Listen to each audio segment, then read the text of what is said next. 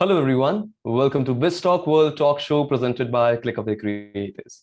Today, we have Mr. Nicolas Babin with us. He's president of Babin Business Consulting. Mr. Babin is holding an experience of more than 2 decades and counting. He is a key opinion leader for Huawei, IBM, Amazon, Google, and many more Fortune 500 organizations around the globe. He's also on board for several organizations across Japan, and then I guess in Asia, Europe, and in States as well.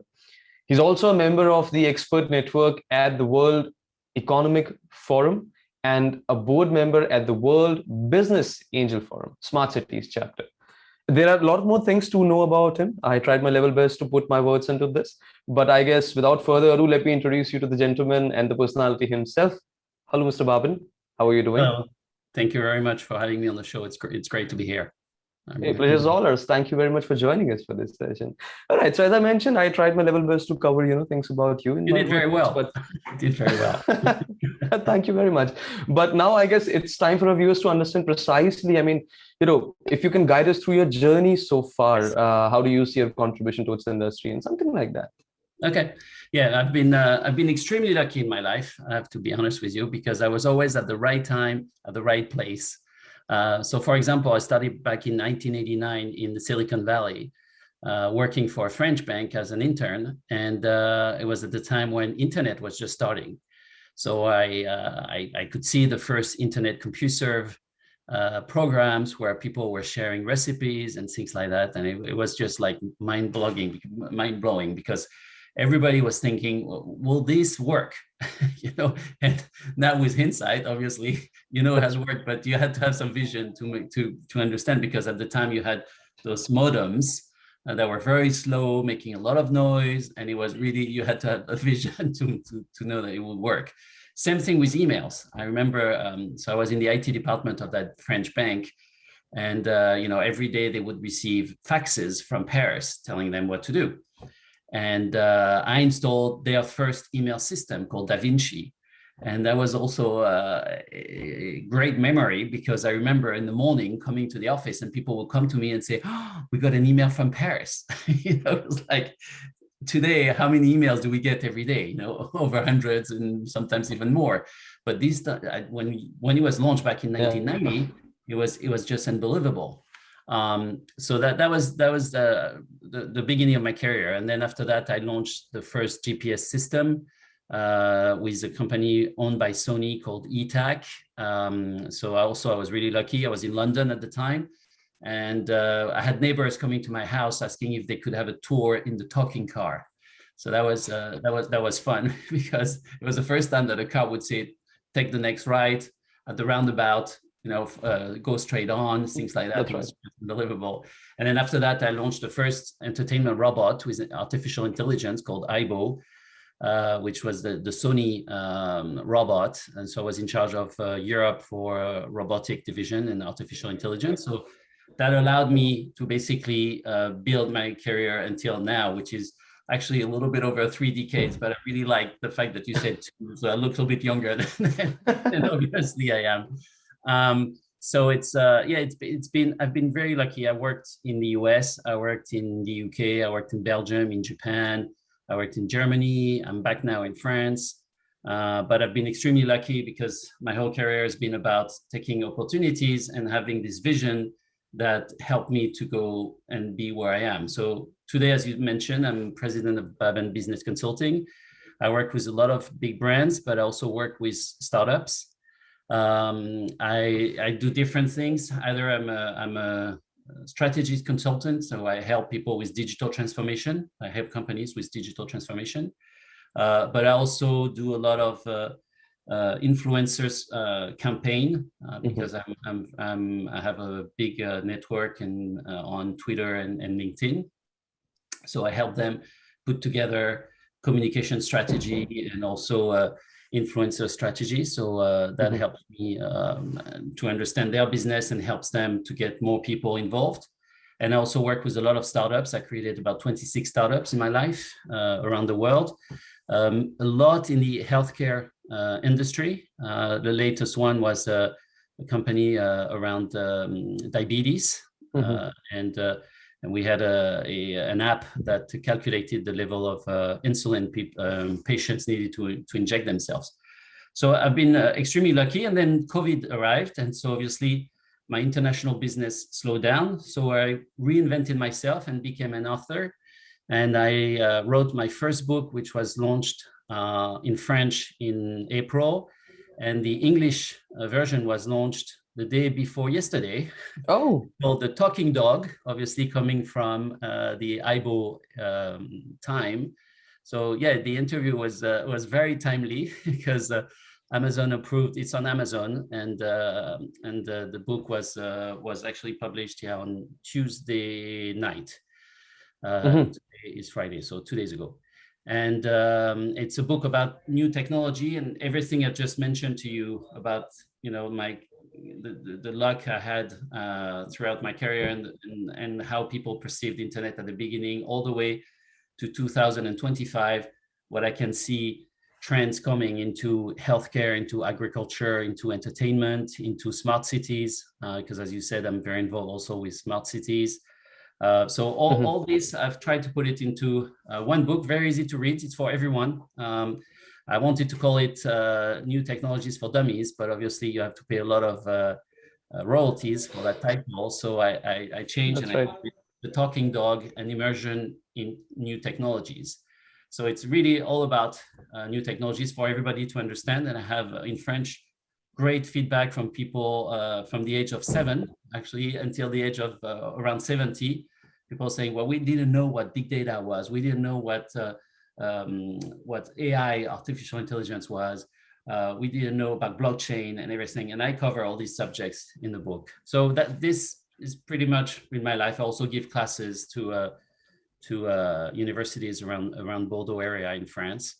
So at least I can share my knowledge. So I tried also not to take too much time, but that's been pretty much my journey. So No, that's actually, I really wanted to understand more about you in your own words as well, so that, even I can understand. See, the book things comes new to me. We'll basically put the details of or put the link of your book in the description, so that our viewers also can really buy it. And I personally will buy it, because if it includes, I'm a techie by heart, so I love technology myself. Millions, we do love technology in every sense it is around us. All right, so you also said that you have been working with, you have worked with Fortune 500 organizations. The great names associated with your profile. You're also working with, or you have worked with startups as well. So in terms of coaching or mentoring, or giving them a not to bang their head on every door. What's the basic difference between a startup's approach towards a product or a service, or a established ventures approach towards a product or service? Yeah, that's a very good question, because it's so obvious. When you work with a startup, you need to be disruptive, and you work with people who actually are thinking outside of the box all the time for anything. You're talking about HR, you're talking about recruiting, you're talking about finance, you're talking about anything. It's really the disruption that makes people get up in the morning, right?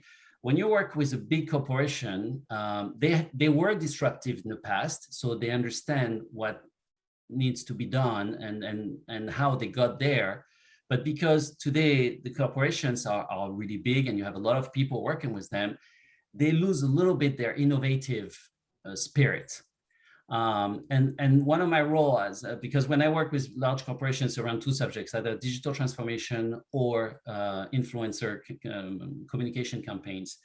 And one of my goal is always to make them remember, like they were kids before becoming an adult, right? That's right. That's the image that's the challenge, because really having a startup spirit in a large corporation is really what I see is the key of success today, because you have so many new ideas coming and so many new ways of creating a company or launching a product that big corporations need to know that the time when Sony was #1 in the world and everybody was buying the Sony products and everything today has changed, because you can buy products that are similar or less quality, but at least with better price, that are on the right channel for you at the right time. And that's what people ask for it right now. That's right. You know, consumer has always been at the center of everything, but consumer journey has changed a lot because today you have so many ways of purchasing, of experiencing, of touching even a product without even the product being ready. For example, if you use augmented reality or virtual reality, you know, you can start experiencing things even before you have the product in your hands. And that's why the challenge is for big corporations. And just to answer your question in one sentence, what's the big difference between the two is really the spirit in which they enter a market. That's I guess that's right, because I've been part of, you know, all sort of organizations as well. I'm a very small experience, but still it makes a quite more sense to me. Startups, I believe, for millennials is a good place to work for, because it gives you that flexibility of work, and you know, you get more exposure. They sips you out sometimes, but still it's good to have great experience. I mean, my father used to say, or I read it somewhere, I guess my father read somewhere, and he told me this, that it's not the number of years of experience, it's the number of experience in a year. So you can get any of that. I think the second one made more sense to me, so that's what, you know, that's the way I chose to move further. All right, so for our viewers, I mean, you know, it seems to be very easy to understand, or very easy to listen, that you have an experience of more than 30 years. You've been associated with Google and IBM and, you know, Huawei, and you now coach them. This journey is beautiful, but you know, I don't think that anything that you come up with, I mean, you reach a milestone without any obstacle. That's not possible. So I won't ask you that, you know, did you face any obstacle in your path of success? I believe the answer would be yes, but Yeah. my question would be how you really overcome and supersede them. Yeah, so the answer is definitely yes. Many obstacles. Private life, professional lives, everyone. I mean, you know, everyone experience obstacles, and actually, failure is part of the journey. I really want to make sure that at least everybody understands that it's, you know, you need to fail to understand what works and what doesn't work, right? That's right. So I faced many obstacles, and that's probably why I've been so successful. Is because I've been able to, as you know, the answer to your question is how I overcame those obstacles and how to supersede them is really by being resilient, meaning you failed. Well, great. Okay. You might have lost a lot of money. You think you've lost 2 or 3 years in your resume, but actually you've gained 2 or 3 years because you've learned what worked and what didn't work. So if you're resilient, if you reinvent yourself regularly, if you think outside of the box, if you want to change, you know, but change for different things. I mean, I think it's Einstein was saying, if you do the two things the same way, you should expect the same results. I mean, That's pretty right. much. It's probably not exactly what he said. It was probably German as well, but anyway, and that's exactly it. You know, so you do it once, you fail or you succeed. But if you fail, then you're going to try to do it another way and see what the results is going to be, and learn from that. That's what when I mentioned about my book. You know, suddenly I faced myself with total confinement, lockdown in France, from one day to the other, and I was supposed to go to the States for a big convention with a large corporation, and everything got canceled. Everything, borders were closed. So suddenly you say, okay, you have two options. You start crying, and this is not the way I function. Or you start thinking, okay, what should I do? And you think, okay, I'm locked down in my house. Let's try to think about other things. So I started to teach using obviously Zoom and things like that, and Microsoft Teams and stuff. But then I started to think, what about writing a book? You know, and it takes 9 to 12 months. You always know you never have 9 to 12 months to time to write something, to put yourself in a room and everything. So the best time to do it is when you're in lockdown, and that's exactly what I did. So it's always reinventing yourself. You know, I started my first job, as I mentioned. I was at the bank, BNP, Banque Nationale of Paris in San Francisco, as a programmer for AS400 and System 36 and 38, which was really a long time ago. And then I became a salesperson at Computerland in Santa Barbara. And then I became a trader for BNP when I went back. And then, every time I changed and every time I learned. I was even at one point HR manager for CAT Software in Palo Alto, which was the headquarters of a big financial risk management company, right? So I did a lot of things, so probably what you would call have many lives, but every time I learned something. So today, or the last job when I was head of communication for Sony Europe, or when I was managing director of many companies or things like that, I've learned all the angles of the company. So I know in HR what works. I know in finance what works and what doesn't work. I know in sales, in marketing, in all the different areas, because I kept myself open to experience, and that's really the key today. And that's why I believe I've made it to now. Is because I never thought, oh, okay, your background is in marketing, so you should just remain in marketing and learn only about marketing. If life throws an experience at you, just take it in and make it your success, which could be a failure, but it will be your success after. That's right. That's right. I guess I'm not sure. It was Thomas Alva Edison or someone else who said that. He tried, I guess, 100,000, 1,000 times or 100,000 times to create a light bulb. And then when someone asked me, it took you these many chances to do it, he said, no, I figured out, I don't know, 100,000 ways what not to do to make a light bulb. Exactly. So no experiment goes in vain. I mean, if you don't learn how to do it, you actually at least learn what not to do to get success in this particular genre. I guess I'm trying to be more intellectual in front of you. It's just random things coming in my mind, but that's the beauty of the aura of personalities like you when you come up to someone like you. Right, that's beautiful.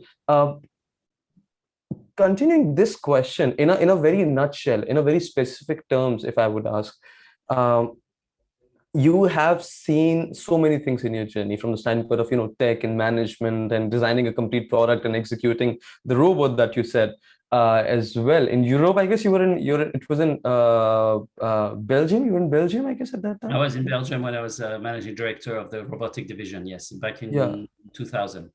That's right. So you have seen the disruption, right? What are the negative sides of these technological disruptions that you see? That's a pretty good question. Yeah. I believe so. It's a difficult question, but negative side is the fact that it will push people to change. And change is the hardest thing you can find for anybody to experience. We are very comfortable in the way we have managed our lives and in the way we manage our everyday tasks. And asking people to change is really, really hard. That's right. COVID for that has been actually a plus, because it has made people realize that they had to change very quickly. It's not easy again. And that's why I'm saying it's the hardest thing. But when you're faced, when your back is against the wall, you have no choice. I remember before COVID, meeting with CEOs of large companies and discussing digital transformation, and telling people, in different countries, India or China, and people were saying, problem we have is traffic, and our employees, it's getting them tired because coming to the office and everything. And I kept saying, what about changing that and making them work from home? And I had this big CEO who said, the day my employees work from home, that I will leave the company, because that would mean that my employees take vacation without me knowing. Right? Now you have COVID. Everybody's in lockdown, or have been, or will be, or whatever. And so everybody's working from home.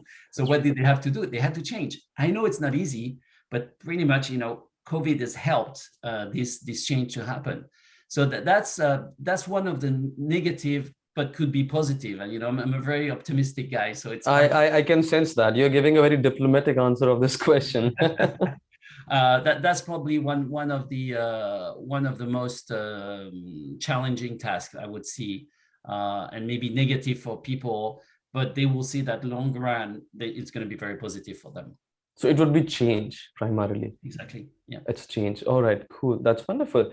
All right. Again, taking reference of your experience, I am again rerouting myself to your experience again and again because I don't want to miss your journey on that. And what would you advise to young professionals in your industry or across the industry, in terms of success? I mean, I understand everyone has a different definition of success, but what would you advise them to be on a top notch wherever they are? Yeah. There's a Japanese sentence that I use a lot with when I mentor entrepreneurs, and it says, fall down 7 times, stand up 8. That's what I advise all the younger professionals coming into any industry. Never give up. Yes, life is going to throw huge obstacles, huge challenges to you, but never give up. Be resilient. Again, failure is part of everyone's journey. There's not one person on this planet who hasn't failed once. It's not possible, right? So never give up being 1. Be humble being 2, meaning you can learn from anyone. I heard this when I became the first job as managing director. It was in the UK. I used to have team meetings regularly once a month with everybody, including the receptionist. And some of my bosses in other countries were saying, why are you bothering getting the receptionist involved? I said, because she has ideas as well. She or he, but at the time it was a she. But she has ideas as well, and ideas that I probably won't have because I'm so much into my frame about this company and what I know about the business. So anybody could give you an idea. That's why be humble is it's very important. And the last thing I would say is be generous. If you see people who struggle, if you see that you have customers who ask you for a special favor, or don't say, well, hang on, this is what the price is going to be like, or no, I'm not going to give you this advice because then I'm going to lose this idea because you can take it over or whatever. It doesn't work like this. When you're generous, it comes back at you afterwards. Maybe not immediately, but later on in life. And I can see it. I'm 55 years old, and I have people I've been working with for over 30 years that I've helped, and people have helped me. And even today with the launch of my book, a lot of people have said, oh, great, I'm going to buy it. I'm going to help you sell it and everything. And I'm not even asking, but because they remembered that I was generous, that I helped them, and that's what life is all about, is making sure that at least there's this cycle always comes back. If you do nasty things to people, they will remember and you'll pay back one day. But if you're generous and if you're willing to help or whatever, it will also come back to you. So these are the three advice I would give to younger professionals. Never give up, be humble, and be generous. These are the 3 points for me as well from now onwards. Although I am pretty generous, pretty humble, open for opportunities as well every time. I mean, in terms of learning, so learn from anywhere or everywhere you get it. That's the beauty of being a part of someone, or being around, surrounded with professionals and talking to individuals like Mr. Babin. I am pretty happy that I am being part of this discussion. All right, so Mr. Babin, thank you very much for joining us for this session. I mean, as of now, it was a tremendous session for me. I would love to have you we'll try to convert this in sort of an episode. And as I mentioned, as I promised, I'll put the link for sure. I'll put the link of your book, the English translation of the book, in the description. The Talking Dog, you'll have it on Amazon.com. So you can get that link from there. It's on the Kindle and the paperback as well, right? Paperback. It's not Kindle yet. It's just been paperback. I was waiting for it to be approved to do Kindle, but it will be Kindle one day. All right, we'll wait for one that, but till then, let's have a paper book version of that book. I'll put it in the description or somewhere here or there in the iCard so that you guys can have a look at that as well. Thank you very much. Pleasure's all ours, Mr. Babin. Thank you so much for joining us for this session. And of course, as I said, we look forward to having a chat with you again in the future on some other trending topics in the international business industry. And for our viewers, if you like this chat with Mr. Babin, please click on that like button and share this video, and also subscribe to Click Away Creators YouTube channel to appreciate what we do, and you have more coming in from industry leaders like Mr. Nicolas Babin. This was Sagar for BizzTalk World signing off. Thank you very much.